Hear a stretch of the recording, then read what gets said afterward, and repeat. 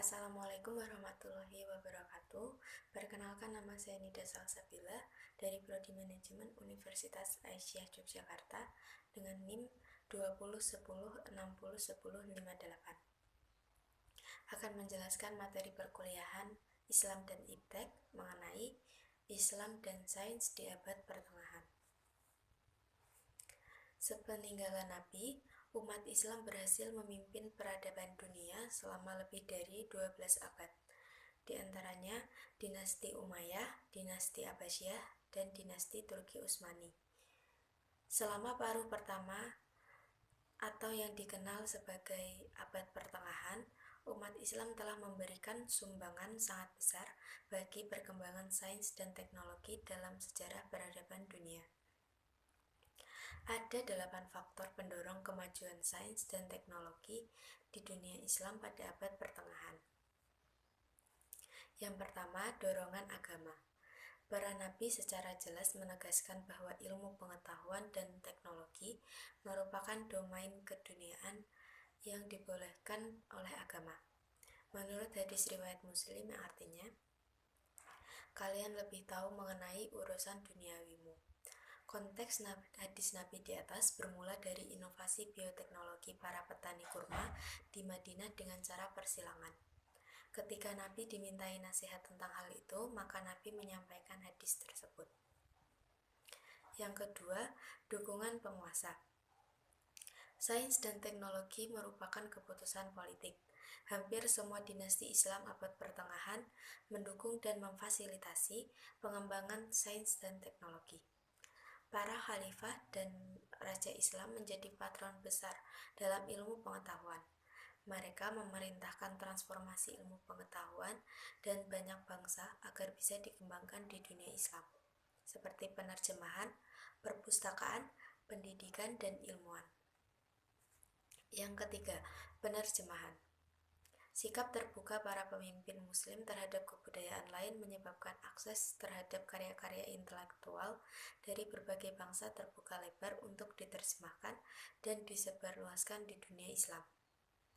Mereka atas nama negara atau kerajaan mensponsori kegiatan penerjemahan karya-karya ilmu pengetahuan dan intelektualisme secara besar-besaran. Yang keempat, pendidikan. Sejarah panjang pendidikan dalam tradisi Islam ini menginspirasi para pemimpin muslim menginstitusionalisasi tradisi taklim muta'alim menjadi madrasah dan universitas. Beberapa dinasti Islam dikenal sebagai pelopor dunia pendidikan. Universitas Qarawiyun di Maroko diidentifikasi sebagai univ tertua di dunia yang didirikan oleh Fatimah Al-Fihri, dan ada Univ Al-Azhar di Kairo yang diidentifikasi sebagai univ tertua kedua di dunia. Yang kelima, perpustakaan. Implikasi produktif dari gerakan penerjemahan dan pendidikan ialah literasi dan medianya ialah buku. Kebutuhan terhadap buku mendorong tumbuhnya perpustakaan. Negara memfasilitasi pendirian perpustakaan-perpustakaan yang terbuka untuk pertumbuhan ilmu pengetahuan. Yang keenam, ilmuwan muslim. Tradisi literasi tanpa sekat dalam Islam yang didukung oleh para penguasa akhirnya melahirkan ilmuwan-ilmuwan muslim yang handal seperti Ibnu Sina yang menulis buku tentang ilmu kedokteran, The Canon of Medicine. Kemudian ada Jabir Ibnu Hayyan, seorang ilmuwan kimia. Karyanya antara lain kitab Al-Kimi, kitab Al-Rahmah, dan sebagainya. Kemudian masih banyak ilmuwan Islam yang lainnya. Yang ketujuh ada riset, laboratorium, dan observatorium. Empirisme Yunani yang diwarisi oleh Aristoteles dikembangkan lebih dahsyat lagi menjadi tradisi riset. Para ilmuwan muslim tidak hanya berwacana tetapi mengembangkan riset yang menginspirasi ilmu pengetahuan modern sampai saat ini. Aktivitas penerjemahan membawa serta pengetahuan astronomi dari bangsa India, Persia, Yunani, Syria, dan Mesir.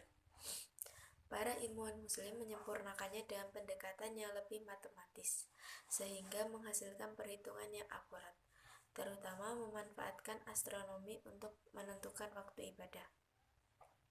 Di samping itu, eksplorasi langit dilakukan lebih intensif dari era sebelumnya. Para penguasa Muslim membangun observatorium untuk memfasilitasi para ilmuwan meneliti langit. Dan yang terakhir atau yang kedelapan, perdagangan internasional. Posisi tengah antara dunia barat dan timur menjadikan wilayah dunia Islam sebagai wilayah transmisi pengetahuan di antara kedua dunia itu. Perdagangan tidak hanya melibatkan pertukaran barang antar bangsa, melainkan juga pertukaran gagasan, pengalaman, budaya, pemikiran, dan berbagai segmen kebudayaan antar bangsa. Sekian presentasi dari saya. Apabila ada kurangnya mohon maaf. Wassalamualaikum warahmatullahi wabarakatuh.